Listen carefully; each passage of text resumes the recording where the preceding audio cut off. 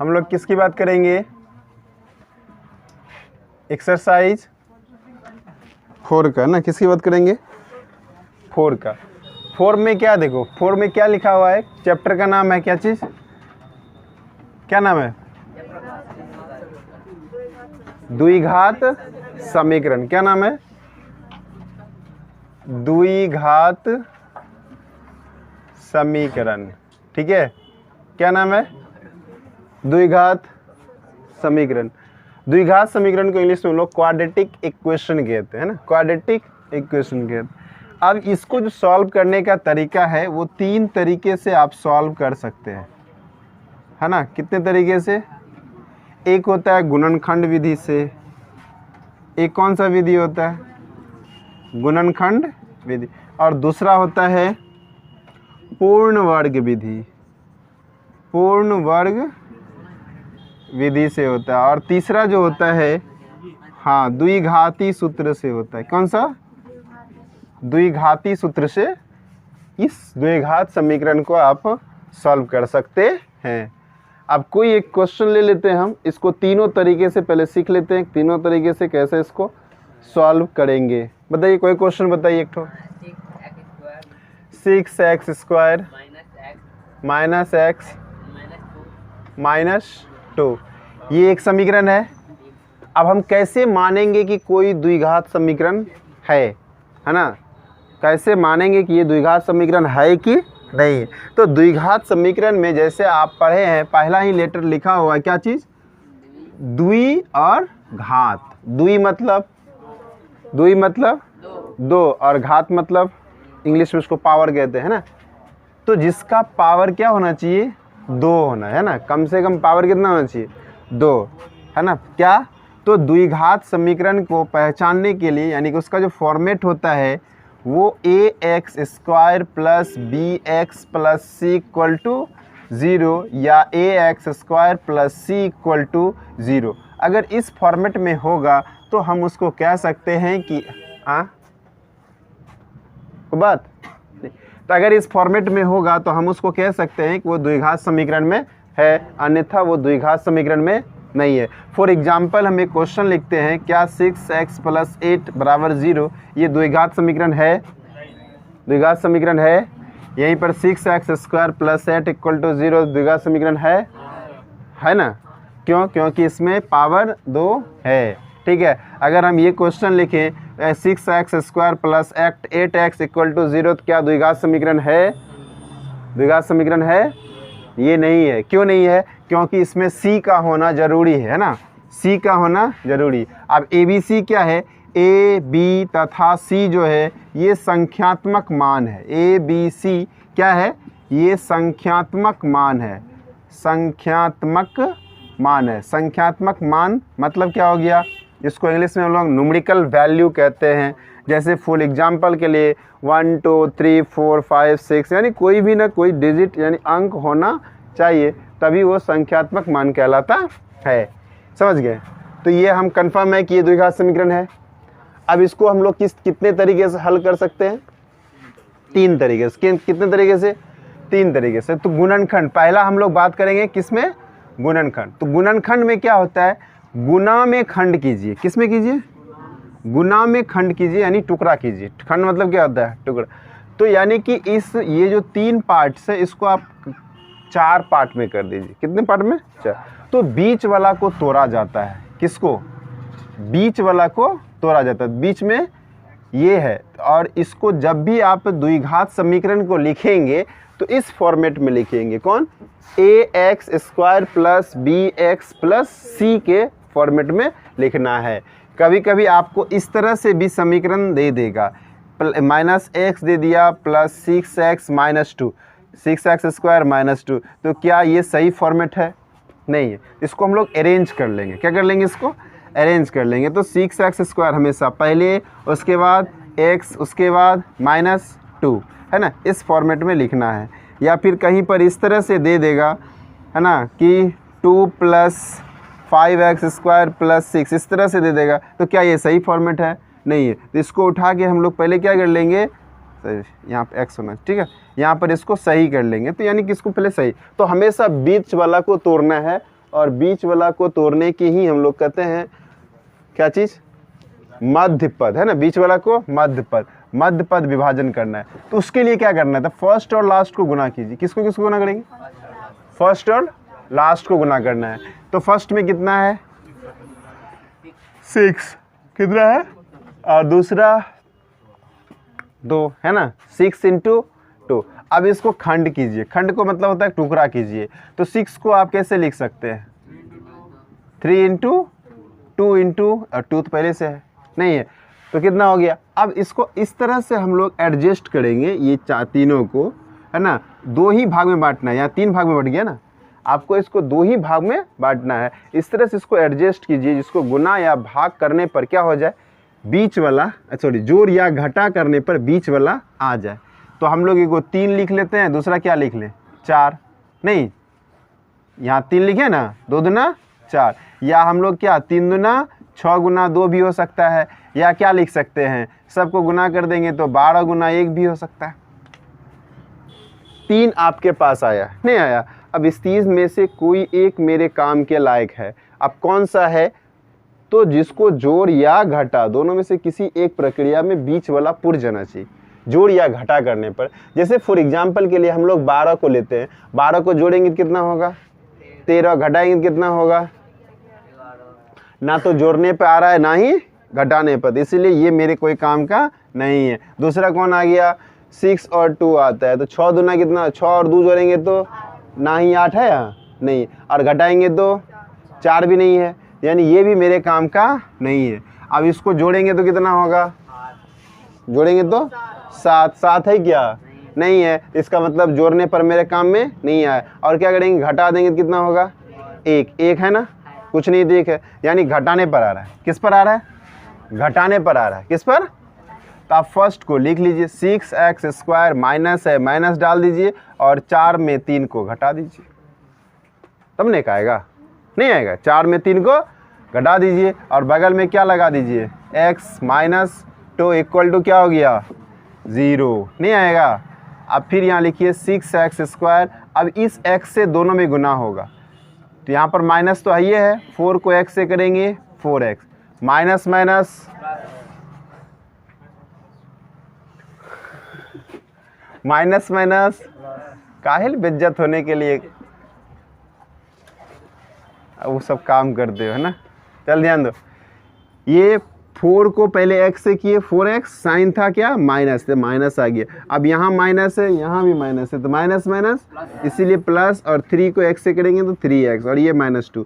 अब इसमें से क्या करेंगे, हम कॉमन लेंगे, क्या होगा, पहले x तो दिख ही रहा है, और कौन सी संख्या से दोनों में भाग लग रहा है, 2 से, 2 ले लीजिए, नहीं आप 2 से भागा दीजिए, कितना बार में, 3 बार में, 2 को x है, 1 ले लिए, 1 बचा, यहाँ माइनस है, माइनस डाल दिए, फिर 2 से भागा दीजिए 2, फिर x क्या हो गया, ख़त्म, नहीं, 1 का कहानी कंप्लीट। अब इसमें से लेना है, इन दोनों में क्या करना है, कौन से ऐसा संख्या है जो दोनों में भाग लग रहा है, कोई भी संख्या है जो दोनों में भाग, कुछ नहीं है, तो 1 हमेशा तैयार रहता है ना, 1 क्या होता है, हमेशा तैयार रहता है, कोई नहीं है तो 1 है, ठीक है। तो x - 3x - 2। अब देखिए ब्रैकेट के अंदर सेम होना चाहिए, क्या सेम है, नहीं है, तो सेम है तो कोनो एक लिख लीजिए, और जो छूट गया, कौन छूट गया, 2x, और कौन छूट गया, +1, और भी कोई छूटा है नहीं, तो यही हो गया। अब इसमें से बराबर 0, तो दोनों के लिए 0 होगा, तो 3x - 2 बराबर, तो 3x, ये 0 है, उधर चला जाएगा, है ना, 0 के इधर चला जाएगा, तो यानी ये 0 + 2, यानी 3x, जोड़ेंगे तो कितना होगा 2, और ये गुना में 3 है तो उधर जाएगा, तो भाग में, तो गुना में 3 है तो उधर गया, तो इसलिए x बराबर क्या हो गया, इधर से आ जाइए, 2x + 1 = तो 2x = प्लस है, उधर गया तो x = क्या -1/2। ये कौन विधि से बनाए, हम कौन विधि से बनाए, गुणनखंड। अब इसी क्वेश्चन को आप पूर्ण वर्ग विधि से सीख लेते हैं, है ना। ये पूरा जो है आपको पूरा मतलब पूरा चैप्टर 4 चैप्टर का निचोड़ आपको देंगे, ठीक है।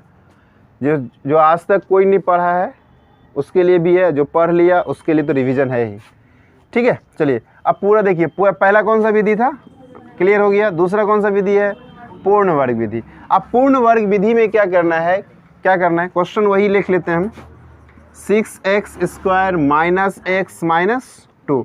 तो पूर्ण वर्ग विधि में क्या करना है, यानी कि इसको किसी भी तरीके से वर्ग में कन्वर्ट करना। वर्ग मतलब स्क्वायर है ना, वर्ग मतलब क्या होता है, लास्ट वाला को छोड़ देंगे, है ना, लास्ट वाला को छोड़ देंगे। अब इन दोनों को देखेंगे, पहला देखेंगे, पहला संख्या जो है क्या ये किसी का स्क्वायर है, 6 किसी का स्क्वायर है, नहीं है। तो आप क्या करेंगे, या तो इसको कोई ऐसा संख्या से गुना कर दीजिए, कोई ऐसा संख्या से गुना कर दीजिए जो ये किसी न किसी का स्क्वायर हो जाए, है ना, किसी न किसी का स्क्वायर हो जाए। या आप या फिर ये भी कर सकते हैं, गुना नहीं करके आप भाग भी कर सकते हैं, ठीक है, आप गुना नहीं करके भाग भी। तो हम सलाह देंगे कि गुना ही कर लीजिए तो ज़्यादा अच्छा, भाग भी दीजिए, कोई दिक्कत नहीं। चलिए हम भागे से बना देते हैं, क्या, किससे भाग दे दें, तो सिंपल सा तरीका है, जो यहाँ है उसी से भाग दे दीजिए, जो यहाँ है तो किससे भाग दे दें, 6 से। तो 6 से भाग देने पर, 6 से भाग देने तो 6x² बाई कितना, 6 भाग देना है ना, यहाँ भी 6 से भाग देना है और यहाँ भी 6 से भाग देना है, नहीं देना है। अब यहाँ 6 कट गया, बचा कौन, x² minus x by 6 minus कटा देंगे तो 1/3 होगा। 1 मिनट, यहाँ देखो ध्यान से, तो हमने क्या किया, 6 से है ना, 6 से डिवाइड किया, 6 कट गया, यहाँ पर था x/6 और यहाँ 2 का 2 से 2 से एक बार में 3 से 1/3 क्या हो गया, 3। यहाँ तक दिक्कत है किसी को, आगे देखो क्या करना है। अब इसको क्या करना है, हमको स्क्वायर में कन्वर्ट करना है, a+b या a-b के होल स्क्वायर में इसको कन्वर्ट करना है। तो कैसे करेंगे, तो ये देखो, ये x का तो होल स्क्वायर हो गया, नहीं, अब यहाँ पर 2ab होता है ना, क्या फॉर्मूला होता है, 2ab, तो 2 लिख दीजिए, क्या लिखिएगा, 2 लिख दीजिए। अब a के जगह पे क्या होगा, x। अब b के जगह पे ऐसा क्या लिखे जिसको गुना और भाग करने पर यही x/6 आना चाहिए, क्या आना चाहिए, x/ क्या आना चाहिए, 6।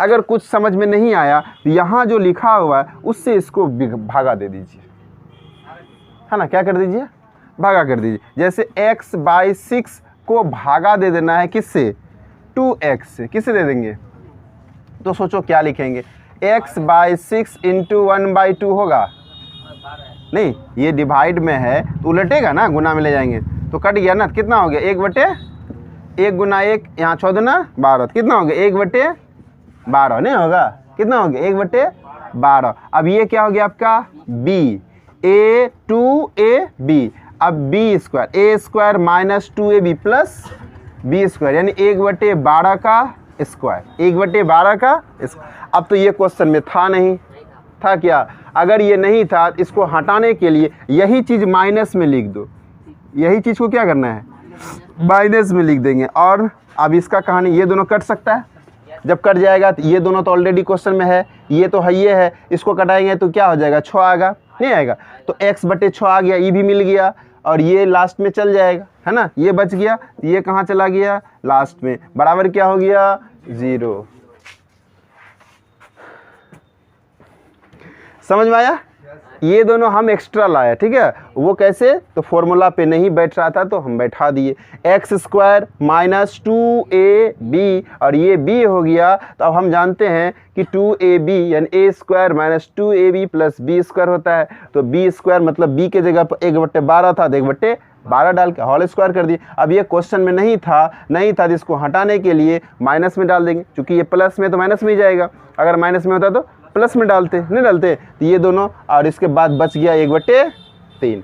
अब यहाँ से यहाँ तक देखो तो क्या हो गया, a² minus 2ab plus b², किसका फॉर्मूला है बताइए,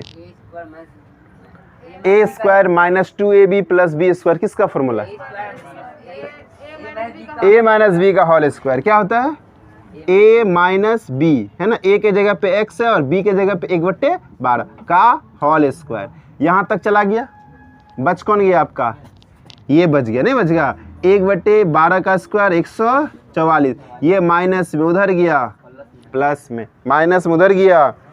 अब इसको भी उठा के उधर करना पड़ेगा, नहीं करना पड़ेगा। तो x माइनस 1/12 का होल स्क्वायर 1/3 प्लस 1/144 चला गया। अब क्या करेंगे आप बताइए,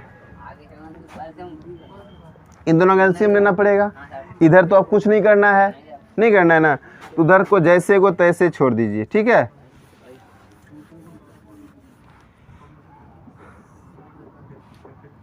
रौनक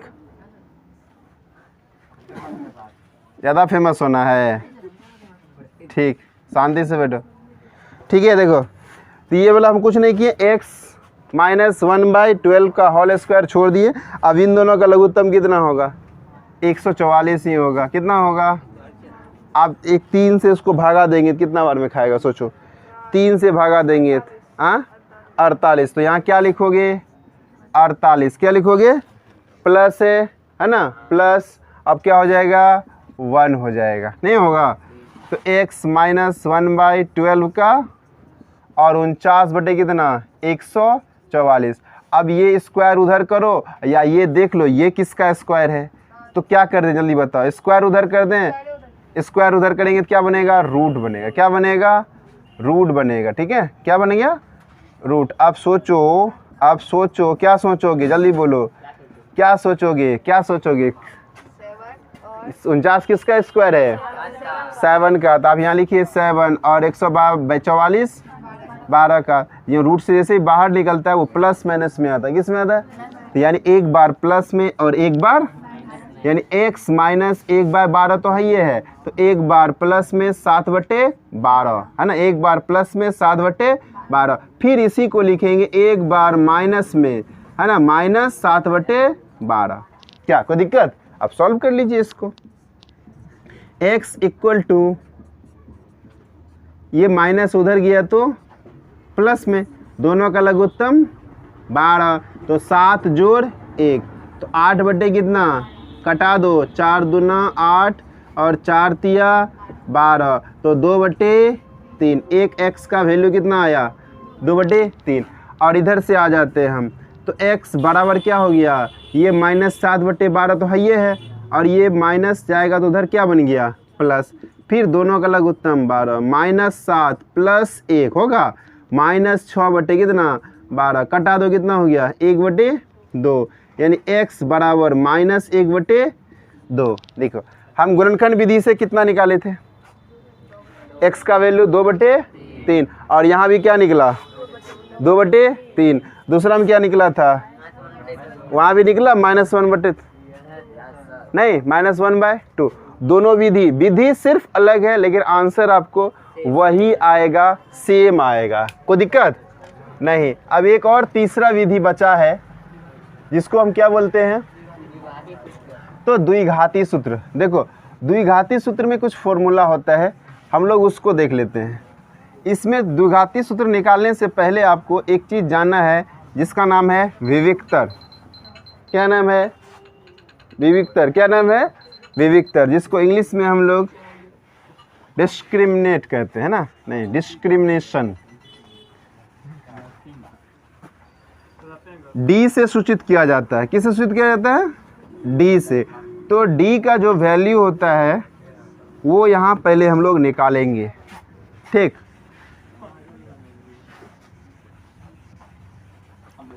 तो डी का फॉर्मूला किसको किसको पता है, डी का फॉर्मूला, हाँ बोलो, बी स्क्वायर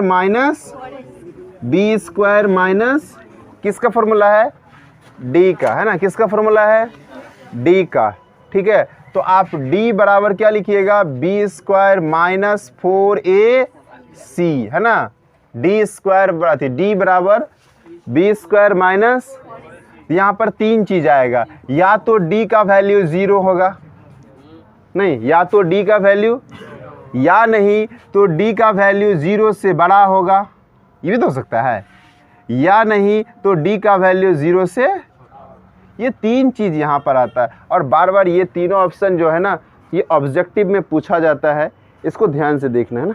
क्या कह रहे हैं, या तो क्या डी का वैल्यू क्या आ सकता है 0, या नहीं तो डी का वैल्यू बड़ा होगा, या नहीं तो डी का वैल्यू यही पूछता है कि यदि, है ना, यदि d का वैल्यू 0 हो तो उसका मूल कैसा होगा। तो यहाँ पर मूल जो होगा ये वास्तविक होगा। कैसा होगा? वास्तविक और समान होगा। वास्तविक और समान होगा। अगर d का वैल्यू 0 से ज़्यादा है, अगर d का वैल्यू 0 से ज़्यादा, फॉर एग्जांपल 1 2 3 4, है ना, कुछ भी आ जाए, तो वहाँ पर मूल जो होगा उसका क्या होगा? मूल जो होगा वास्तविक होगा, है ना, बट समान के जगह असमान कर देना, है ना, वास्तविक और असमान। ये वास्तविक और समान का मतलब क्या हो गया कि इसमें मूल निकलेगा, मूल निकलेगा, और लेकिन दोनों जो मूल जो निकलेगा यानी अल्फा बीटा जो निकलेगा दोनों बराबर आएगा। ठीक है, मूल जो निकलेगा अल्फा बीटा दोनों। इसमें भी जब d का वैल्यू क्या होगा? 0 से अधिक होगा तो उसका भी मूल निकलेगा, लेकिन दोनों अलग अलग होगा, है ना। अल्फा बीटा का वैल्यू जैसे अभी निकाले थे, ठीक है, जैसे अभी निकला था, एक का क्या निकला था? 2/3 निकला था, और एक को क्या निकला था? -1/2। तो दोनों क्या था? अलग अलग निकला ना। अभी 2 को निकाल दो ना x का वैल्यू, तो दोनों अलग अलग वैल्यू था। इसका मतलब उसमें d का वैल्यू जो होगा वो क्या होगा? d का जो वैल्यू होगा 0 से अधिक होगा। अगर d का वैल्यू 0 से कम यानी माइनस में आ जाए, यानी माइनस में हो, यानी ऋणात्मक हो, क्या हो? अगर d का वैल्यू ऋणात्मक होगा तो उस कंडीशन में उसका मूल अवास्तविक होगा। क्या होगा? अवास्तविक होगा। मूल अवास्तविक होगा। कोई दिक्कत? मूल कैसा होगा? वास्तविक। जैसे ही अवास्तविक हो गया तो उसका अल्फा बीटा नहीं निकलेगा, है ना, उसका अल्फा बीटा नहीं निकलेगा, उसका कहानी वहीं कंप्लीट। अब देखो यहाँ सवाल उठता है, अगर d का वैल्यू क्या आ गया? 0।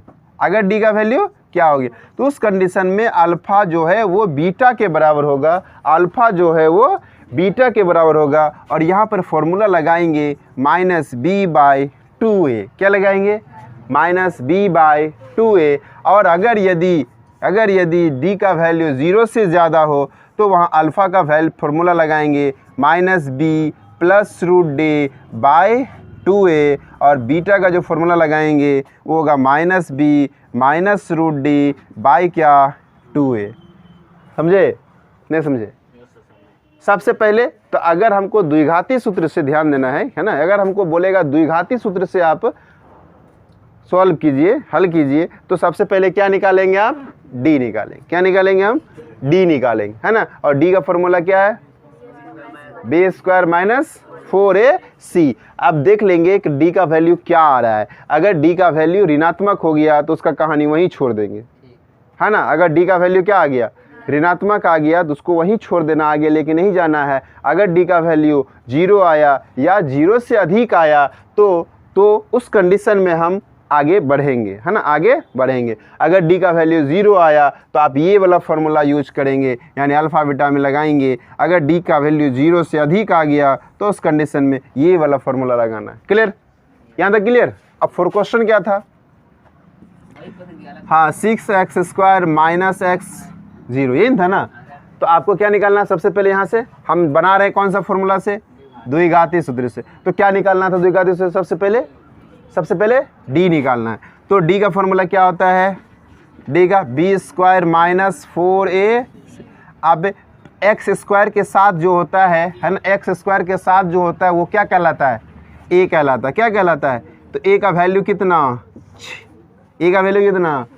और जो x के साथ होता है वो b कहलाता है। x के साथ क्या है? कुछ है क्या? नहीं है, तो 1 तो होगा, नहीं होगा, क्या होगा? 1 होगा। और साइन क्या है? माइनस, इसलिए -1 हो गया। और जो न्यूमेरिकल होता है यानी कोई किसी के साथ सिर्फ डिजिट होता है वो c कहलाता है। तो यहाँ पर c कितना हो गया? -2। किसी को दिक्कत?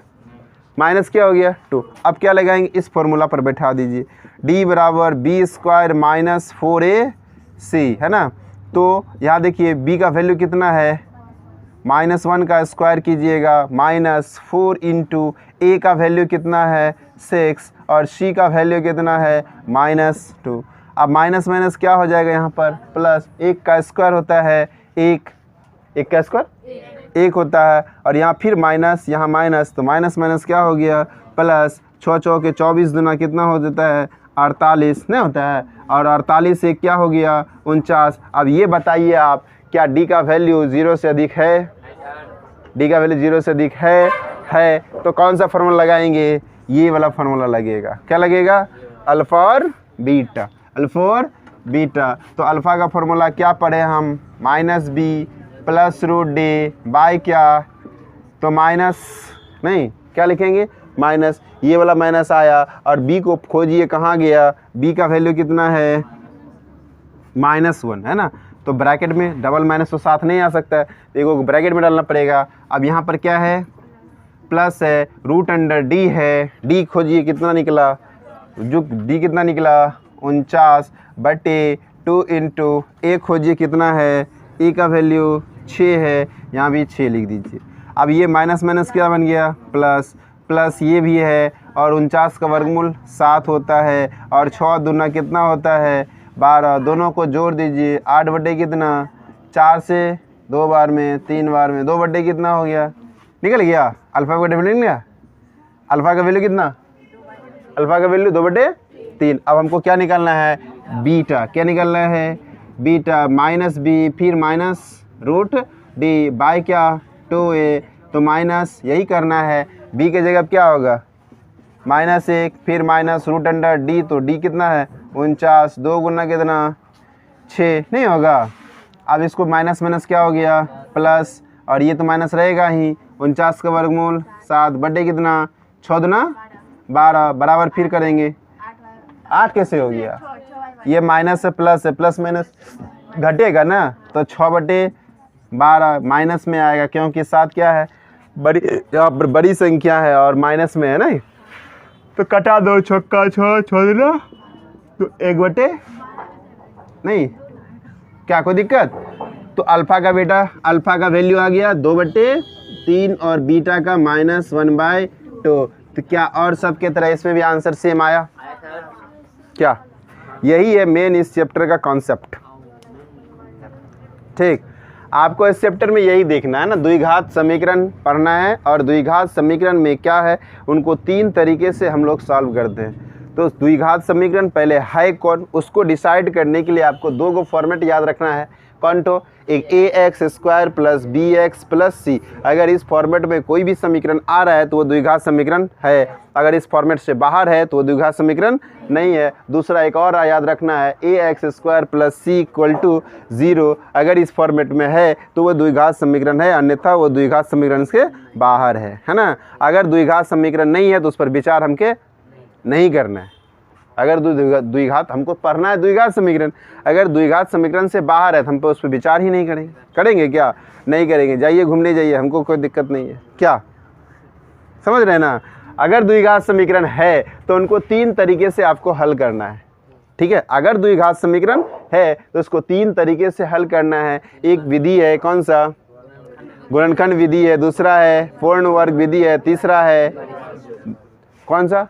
द्विघाती सूत्र। ठीक है, तो गुणनखंड विधि से हमने पहले पढ़ा, फिर उसको पूर्ण वर्ग विधि से हमने देखा नहीं, उसके बाद द्विघाती सूत्र से देखे नहीं देखे। तो इस तीनों तरीके से आप कोई भी द्विघात समीकरण को क्या कर सकते हैं? सॉल्व कर सकते हैं। कोई कन्फ्यूजन, कोई किंतु परंतु नहीं। अब आइए इसमें आपको कहाँ कहाँ प्रॉब्लम है उस पर चर्चा कर लेते हैं हम लोग।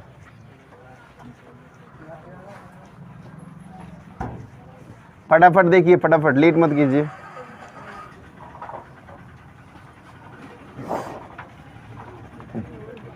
क्वेश्चन नंबर निकालिए, कौन सा पढ़ा है?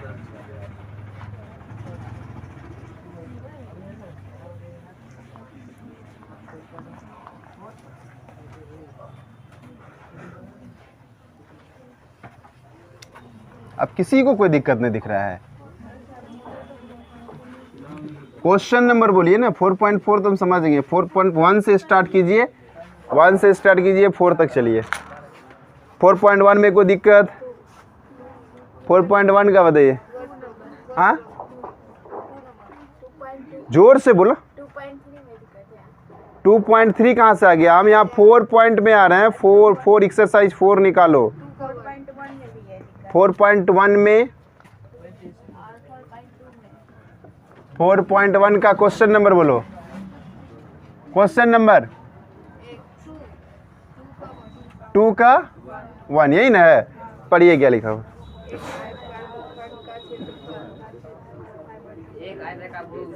का क्षेत्रफल 528 मीटर स्क्वायर है। क्षेत्रफल की लंबाई, क्षेत्र की लंबाई मीटरों में, चौड़ाई के यहाँ दुगुने से एक अधिक है। देखो क्वेश्चन वर्ड प्रॉब्लम जो होता है ना, वर्ड प्रॉब्लम एक ऐसा प्रॉब्लम है जो सबके साथ होता है नहीं, लेकिन उसको समझने का सबसे आसान तरीका ये है कि आपको उसमें जो जो कहा जा रहा है ना उसको क्लू पकड़ना है ना, क्लू।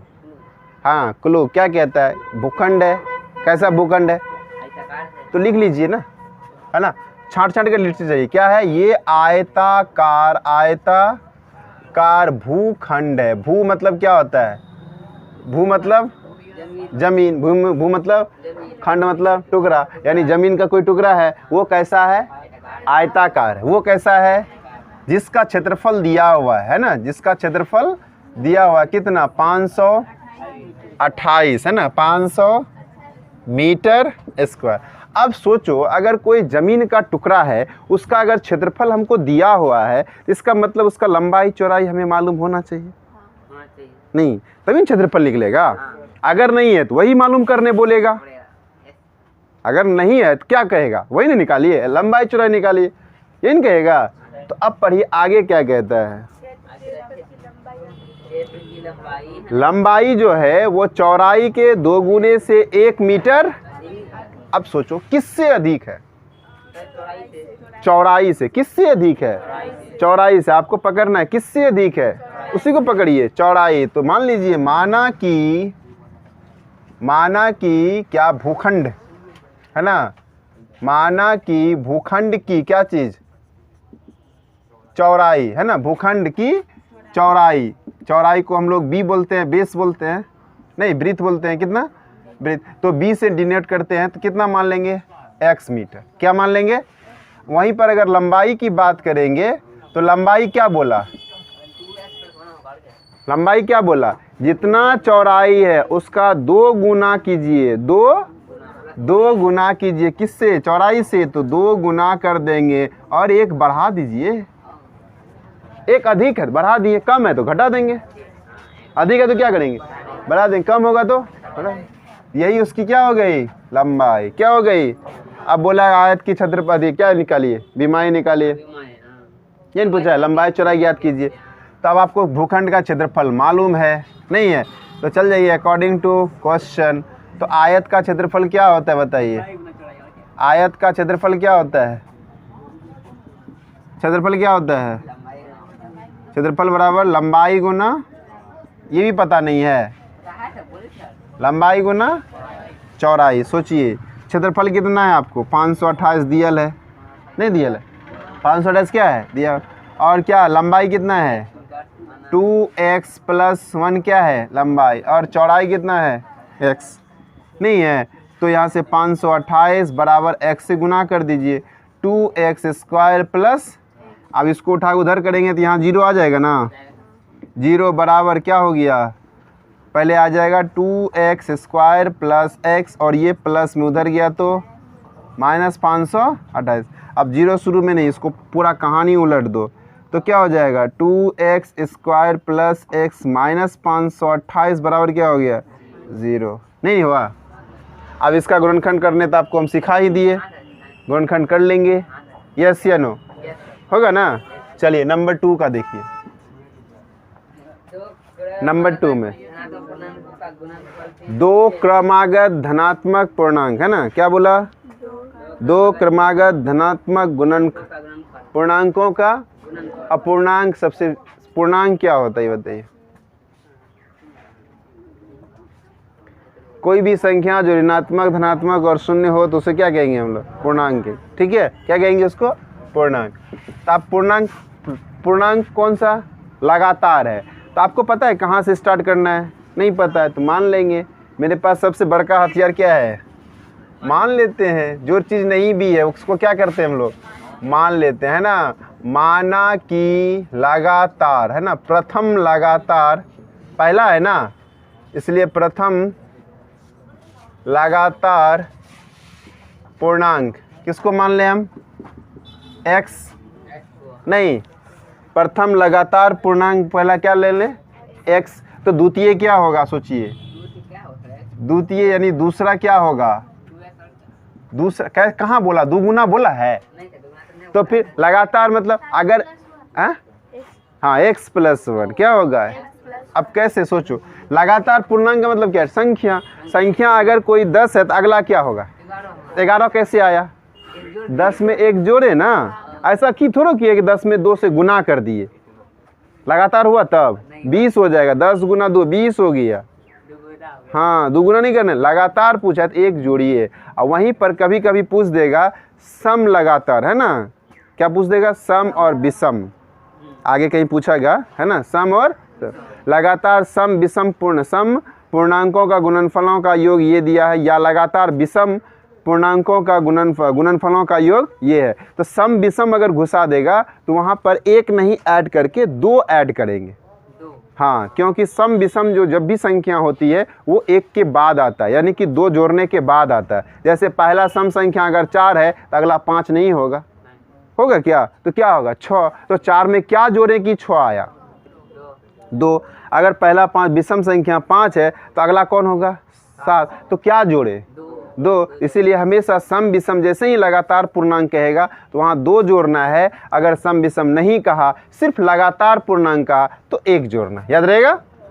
चलिए तो यहाँ पर हम कितना जोड़े 2, और बोलता है हाँ कौन बोला 2 रे, क्या जोड़ेंगे और इन्हीं दोनों के वर्गों का योगफल दिया हुआ है, तब सिर्फ पूर्णांक का गुणनफल, ठीक है, अकॉर्डिंग टू क्वेश्चन चल जाते हैं, नहीं अकॉर्डिंग टू क्वेश्चन दोनों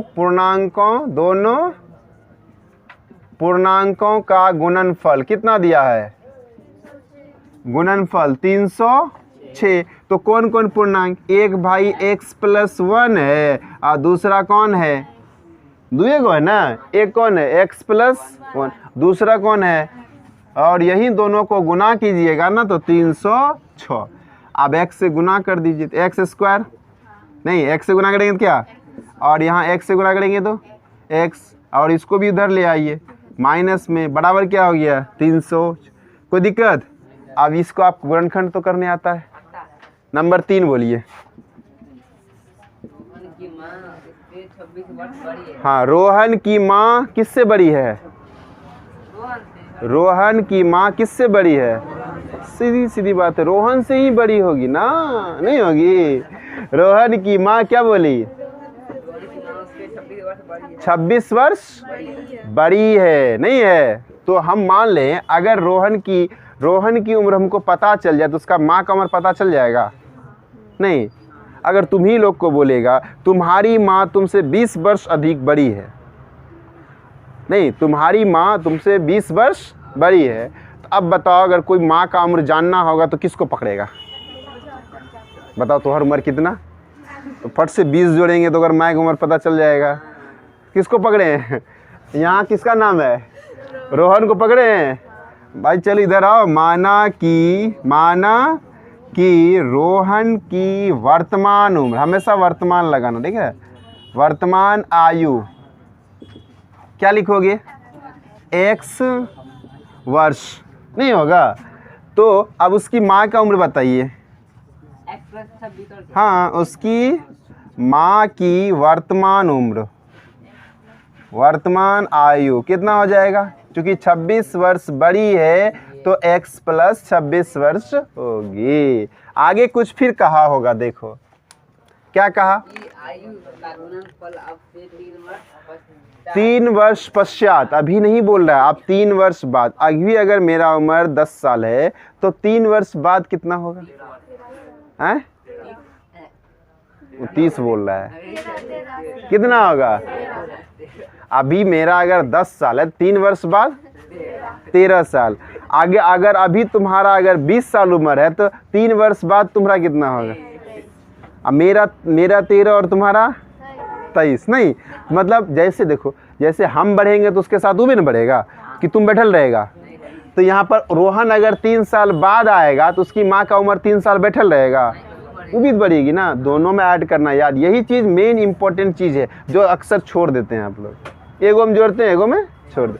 अब यहाँ पर 3 वर्ष बाद, अकॉर्डिंग टू क्वेश्चन कहता है 3 वर्ष बाद दोनों के उम्रों का गुणनफल, दोनों के उम्रों का गुणनफल कितना दिया हुआ बोलिए? 360। दोनों कौन है भाई? एक रोहन है जो अभी x साल का है, कितना साल का?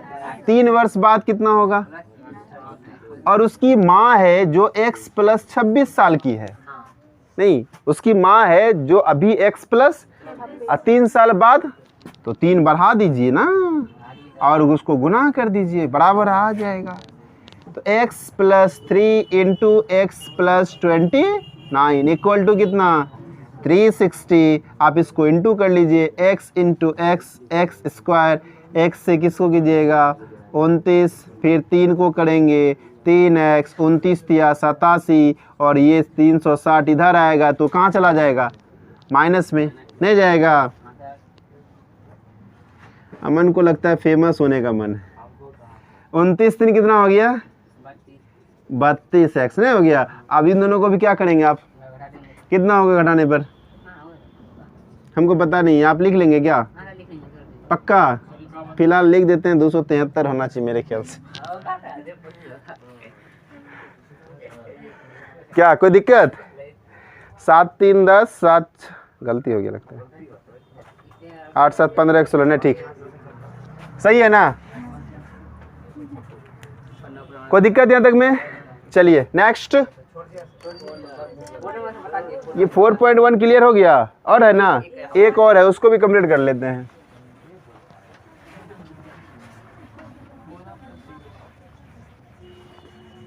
चलिए पढ़िए, उसको क्या कहता है? एक रेलगाड़ी 480 किलोमीटर की दूरी समान चाल से तय करती है। ठीक है, इसमें दूरी आपको दिया हुआ है ना? क्या दिया हुआ है? कुल दूरी कितना दिया हुआ है? जो दिया है उसको लिख लीजिए सबसे पहले। कुल दूरी कितना है? 480 किलोमीटर की दूरी तय करती है। कैसे? पढ़िए कैसे तय करती है? समान चाल से। समान चाल से, ठीक है। आगे यदि इसकी चाल 8 किलोमीटर पर आवर कम होती है, कम कर दिया जाएगा, है ना? अब स्पीड जिस स्पीड से चल रहा था, यानी उसका जो सामान्य चाल था वो स्पीड, यानी उसको स्पीड कहेंगे, जो उसका चाल था उसमें से अब 8 किलोमीटर घटा रहा है। अब हम किसको पकड़ेंगे? सामान्य चाल को पकड़ेंगे, तब ना पता चला घटा हुआ चाल कितना था। नहीं तो आपको यहाँ किसको पकड़ना है? तो मान लीजिए, माना कि रेलगाड़ी, नहीं कौन गाड़ी है? ट्रेन है। माना कि रेलगाड़ी ना सामान्य चाल, कौन गाड़ी है? बोलो रेल। रेल मत बोलना। कौन सा चाल है? रेलगाड़ी की सामान्य चाल कितना? x किलोमीटर पर आवर, है ना? x kilometre. अब 8 किलोमीटर कम करेंगे तो क्या होगा? x प्लस 8 हो जाएगा। अच्छा, माइनस होगा। तो 8 किलोमीटर पर आवर कम करने पर, कम होने पर रेलगाड़ी की चाल, है ना, रेलगाड़ी की चाल कितनी हो जाएगी? x minus 8 kilometre per hour. According to question क्या बोल रहा है कि जब वो कम, है ना, चाल धीरे कर दिया अपना, 8 किलोमीटर कम कर दिया, उतना ही दूरी तय करने में उसको कितना टाइम? 3 घंटा अधिक लग गया। सोचो, 3 घंटा उसको अधिक लग गया, नहीं लग गया? तो आपको क्या दिया हुआ है? समय दिया हुआ है। कितना घंटा लगा? नहीं, 3 घंटा अधिक लग रहा है, यानी समय दिया हुआ। तो समय बराबर क्या होता है ये बताइए? दूरी बट्टे चाल, दूरी बट्टे चाल। अब ये बताइए दूरी कितनी है? यही 480 किलोमीटर जाना है, नहीं जाना है? किस चाल से जाना है?